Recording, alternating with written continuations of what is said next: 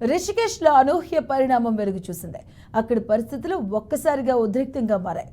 Rafting గైడ్లు పర్యాటకులు పరస్పరం దాడి చేసుకున్నారు.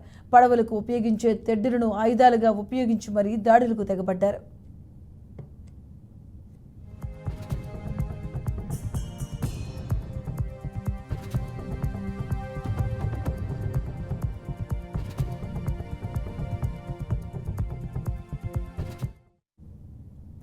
ఇక రిషికేశ్కు ఆధ్యాత్మికత అనుభూతి కోసం అనేక మంది దేశవ్యాప్తంగా వస్తూ ఉంటారు.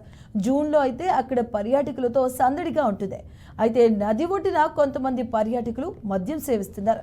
ఇక్కడ మద్యం సేవించకూడదని గైడ్స్ పర్యాటకులకు సూచించారు.